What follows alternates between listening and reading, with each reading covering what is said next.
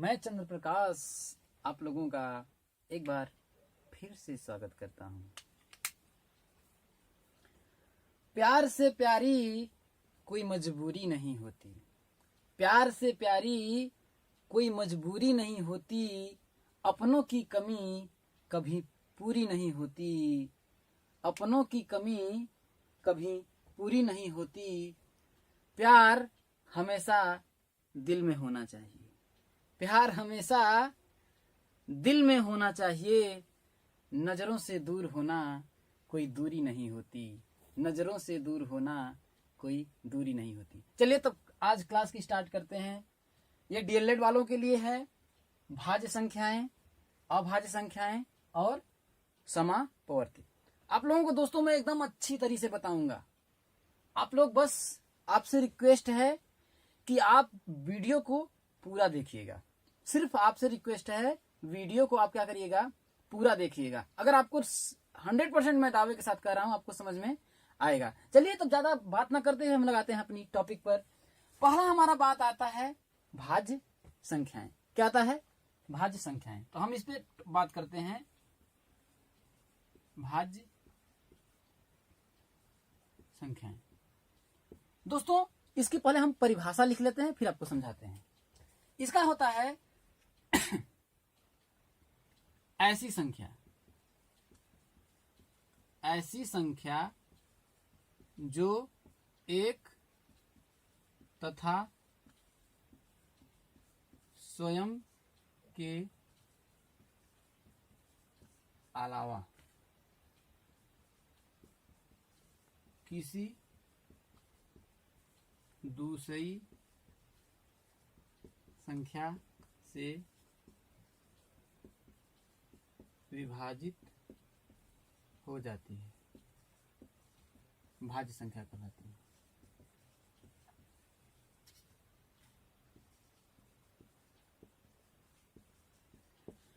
इसका डिफिनेशन होता है, देखिए भाज्य संख्याएं। भाज्य का मतलब होता है विभाजित होना, भाज्य का मतलब होता है विभाजित होना। तो इसका परिभाषा बना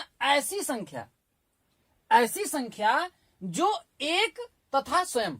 मान लेते हैं हम, मैंने 8 को ले लिया। किसको ले लिया? 8 को ले लिया। तो इसको हम देखेंगे कि ऐसी संख्या, कैसी संख्या? ये 8 है, 8 है। तो ऐसी संख्या जो एक और स्वयं क्या है? 8 है। इसके अलावा एक हो गया भाई, इसमें कहा ऐसी संख्या जो एक तथा स्वयं। तो हमने क्या 8 को ले लिया। देखते हैं कैसी संख्या जो एक तथा स्वयं के अलावा किसी दूसरी संख्या से अगर विभाजित हो जाए, ये यदि दूसरी संख्या से विभाजित हो जाए तो ये क्या होगी? भाज्य संख्या होगी। क्या कहलाएगी? भाज्य संख्या होगी। तो हम देखते हैं क्या 8 किसी दूसरी संख्या से विभाजित हो रही है। देखिए ये 2 से विभाजित हो जाएगी, 2 चौका 8, 4 से हो जाएगी। तो इसका मतलब ये क्या है? आप लोग समझ में आया होगा कि 8 क्या है? ऐसी संख्या जो एक और स्वयं के अलावा। तो हमने 8 को ले लिया, या फिर मैं 9 को ले लेता हूं, मैं 9 को ले लेता हूं। तो इसमें डिफिनेशन में यही कहा कि ऐसी संख्या जो एक और स्वयं। तो भाई 9 है, एक और स्वयं के अलावा। देखते हैं क्या ये किसी दूसरी संख्या से विभाजित हो जा रही है। अगर ये किसी दूसरी संख्या से विभाजित हो जाती है तो ये क्या है? भाज्य संख्या है। क्या है? भाज्य संख्या है। तो देखते हैं, देखिए 3 से 3 तरीका 9 हो जाएगा। तो ये आप लोगों को समझ में आया होगा, अच्छी तरह समझ में आया होगा कि ऐसी संख्या, हमने कहा परिभाषा भाज्य संख्या की इसने ये दिया कि ऐसी संख्या जो एक तथा स्वयं। तो भाई हमने 8 को लिखा, एक और स्वयं लिख दिया। तो क्या देख रहे हैं कि ये दूसरी संख्या से विभाजित हो जाएगी। यदि ये दूसरी संख्या से विभाजित हो जाएगी तो ये क्या कहलाएगी? भाज्य संख्या कहलाएगी। दोस्तों आशा करता हूं आप लोगों को समझ में आ गया होगा। अब हम इसी से आपको क्या करते हैं? अभाज्य संख्या को बताते हैं। किसको? अभाज्य संख्या को बताते हैं। तो दोस्तों यहां पर क्या हो जाएगा आपका? अभाज्य संख्या, अभाज्य। तो दोस्तों अभाज्य, इसका हम अगर परिभाषा, अगर डिफिनेशन अगर बनाएं तो देखिए अ प्लस भाज्य लिख सकते हैं। तो देखिए अ का मतलब होता है नहीं, अ का मतलब होता है नहीं, अब भाज्य का मतलब होता है विभाजित। भाज्य का मतलब विभाजित। तो यही हो जाएगा, अभाज्य का परिभाषा हो जाएगा ऐसी संख्या जो एक तथा स्वयं के अलावा किसी दूसरी संख्या से यहां विभाजित नहीं, किसी दूसरी संख्या से विभाजित न हो, विभाजित न हो। क्या हो जाए? दूसरी संख्या से विभाजित न हो, वो क्या कहलाएगी? अभाज्य संख्या कहलाएगी। क्या कहलाएगी? अभाज्य संख्या। अब हम जैसे मान लेते हैं, कोई नंबर ले लेते हैं। अभाज्य संख्या का परिभाषा क्या हुआ कि ऐसी संख्या जो एक तथा स्वयं के अलावा, ऐसी संख्या जो एक तथा स्वयं के अलावा किसी दूसरी संख्या से विभाजित न हो, किसी दूसरी संख्या से विभाजित न हो, वो क्या कहलाती है? अभाज्य संख्या कहलाती है। तो दोस्तों हम मान लेते हैं, कोई भी नंबर मान लेता हूं, जैसे मान लीजिए हम 2 ले लिए, जैसे मैंने मान लिया कि हमने 2 ले लिया, तो इसको इसने ये कहा कि ऐसी संख्या जो एक और स्वयं के अलावा, जो दो एक और स्वयं क्या है? 2 है। इसके अलावा हम देखते हैं कि क्या 2 किसी और संख्या से विभाजित हो रही है? ऐसा किसी संख्या कोई नंबर है? तो कोई ऐसी संख्या नहीं है कि जो एक और स्वयं के अलावा किसी दूसरी संख्या से विभाजित कर सके 2 को। हो रहा है? तो नहीं हो रहा है। तो 2 क्या है? एक अभाज्य संख्या है। क्या है? अभाज्य संख्या है। या फिर मैं 9 को, या फिर मैं 10 को ले लेता हूं, 10 को लेता हूं, तो देखेंगे 1 लिखा और 10 को लिखा। अब इसको हम कर रहे हैं कि 1 और 10 के अलावा, भाई 1 और स्वयं के, उसने परिभाषा लिखा कि 1 और स्वयं के अलावा किसी दूसरी संख्या से विभाजित न हो। तो क्या देखते हैं? 10 1 और स्वयं के अलावा किसी दूसरी संख्या से विभाजित हो रहा है। यहां पर देखिए, तो जी हां हो रहा है। 2 से हो रहा है, 5 से हो रहा है। तो ये देखिए अभाज्य संख्या नहीं होगा। ये किसमें चला जाएगा? आपका भाज्य संख्या में चला जाएगा। किसमें चला जाएगा? भाज्य संख्या में चला जाएगा। तो दोस्तों इसी प्रकार से कहा जाता है कि अभाज्य संख्याएं क्या होती हैं। अभाज्य संख्याएं के एग्जाम्पल अगर हम लिख दें तो देख लीजिएगा, ये जो संख्याएं होती हैं स्वयं और एक के अलावा किसी दूसरी संख्या से विभाजित नहीं होती हैं। जैसे 2 हो गया, 3 हो गया, 5 हो गया, 7 हो गया, 11 हो गया, 13 हो गया, ऐसे ही इनफाइनिटम तक। अब इन दोनों को हम आपको डिस्क्राइब कर रहे हैं कि जैसे देखिए 2 है, 1 और स्वयं, 2 को 1 और स्वयं के अलावा आप किसी दूसरी संख्या से विभाजित कर सकते हैं? नहीं कर सकते हैं। इसलिए क्या है? 2 एक अभाज्य संख्या है। 3 को भी हम ले लेते हैं, इसको 1 और स्वयं, 3 के अलावा किसी और संख्या से विभाजित कर सकते हैं? नहीं कर सकते हैं। इसलिए 2 और ये सब 3 क्या है? अभाज्य संख्या है। 5 को भी 1 और 5 के अलावा किसी दूसरी संख्या से विभाजित नहीं कर सकते हैं। दोस्तों एक चीज आप लोगों को, आशा करता हूं आप लोगों को ये चीज समझ में आ गया होगा। इसमें थोड़ा सा और चीज आप लोगों को बता दे रहा हूं। इसमें थोड़ा सा गुण है।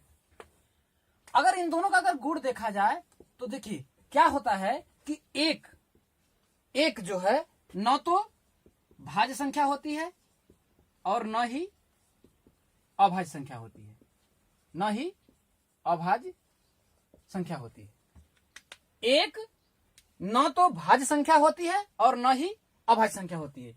क्योंकि दोस्तों जैसे हम डिफिनीशन जब हम लोग बनाते हैं, आपको बता देते हैं, जब डिफिनीशन बनाते हैं तो हम लिखते हैं ना कि ऐसी संख्याएं जो एक और स्वयं के अलावा, चाहे भाज्य में भी अगर भाज्य संख्या बनाए तो ऐसी संख्याएं जो एक और स्वयं के अलावा किसी दूसरी संख्या से क्या हो, किसी दूसरी संख्या से यदि विभाजित हो जाती है तो भाज्य संख्या होती है। और अभाज्य में बनाते हैं कि ऐसी संख्या जो एक और स्वयं के अलावा किसी दूसरी संख्या से विभाजित नहीं होती है। तो दोस्तों अब एक भाज्य में भी आ रहा है और एक अभाज्य में संख्या में भी डिफिनेशन बना रहा है। तो इसलिए एक न तो भाज्य संख्या होती है और न ही अभाज्य संख्या होती है। और दूसरा कि 2 जो होती है, जो 2 होती है वो क्या होती है? सबसे छोटी। क्या होती है? सबसे छोटी क्या? अभाज्य संख्या होती है। क्या होता है? अभाज्य संख्या होती है। 2 जो होती है सबसे छोटी अभाज्य संख्या होती है। यही सब चीजें हैं दोस्तों। अब हम लोग आ जाते हैं समापवर्ती। क्या आ जाते हैं? समापवर्ती। तो दोस्तों अब देखिए समापवर्ती क्या होता है। देखिए हमने इसका डिफिनेशन लिखा कि सम प्लस अपवर्त। सम का मतलब होता है देखिए बराबर। क्या होता है? बराबर। अपवर्त का मतलब होता है, अपवर्त में हमने कहा कि आपको वीडियो में देख लीजिएगा, समझ में आ जाएगा। तो देखिए इसका डिफिनेशन हमने बनाया कि वह संख्या अथवा व्यंजक जो 2 या 2 से अधिक, वह संख्या अथवा व्यंजक जो 2 या 2 से अधिक, हमने 2 संख्याएं लिख ली।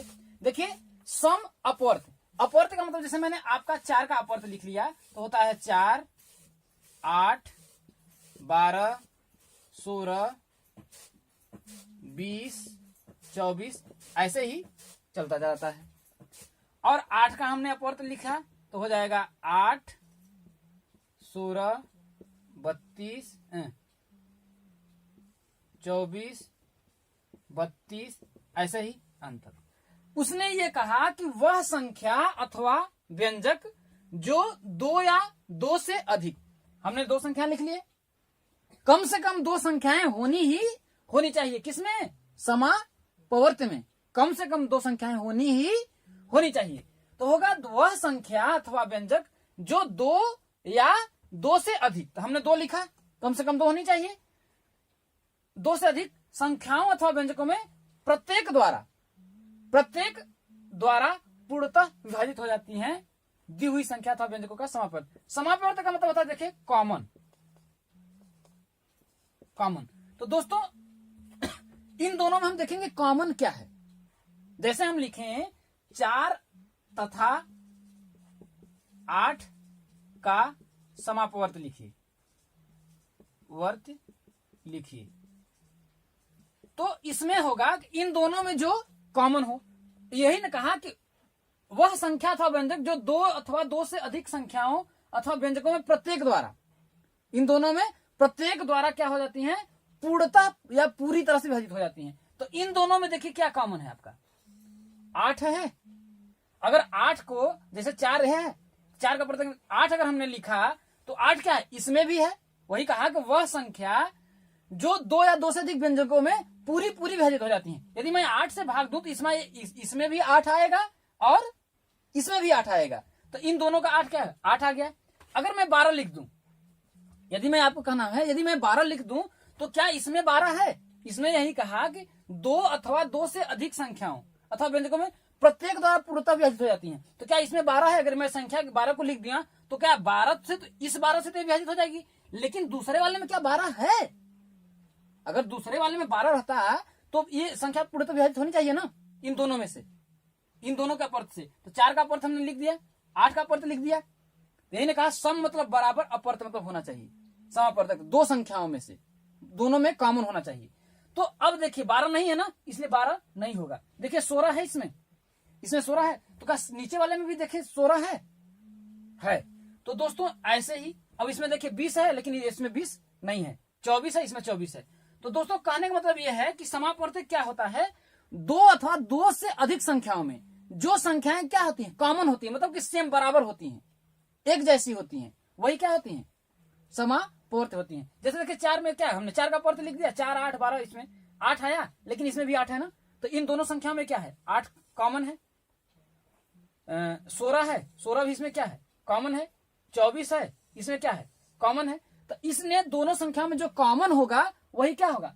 समापवर्त होता है। क्योंकि सम, इसका डिफिनेशन हम करेंगे सम प्लस अपवर्त बराबर क्या होता है? समापवर्त। तो दोस्तों यहीं पर हमारा क्या होता है? टॉपिक खत्म होता है। और दोस्तों आप लोगों को मेरा वीडियो कैसा लगा? यदि वीडियो मेरा पसंद आया हो तो यदि आप हमारे चैनल पे नए हैं तो चैनल को सब्सक्राइब कर लीजिए और बेल आइकन को प्रेस कर दीजिए, जिससे कि मैं अगला वीडियो डालूं तो आपके तक क्या नोटिफिकेशन सबसे पहले जाए। फिर मिलते हैं अगले वीडियो में, तब तक के लिए दोस्तों बाय बाय, टेक केयर, अपना ख्याल रखें। Thank you.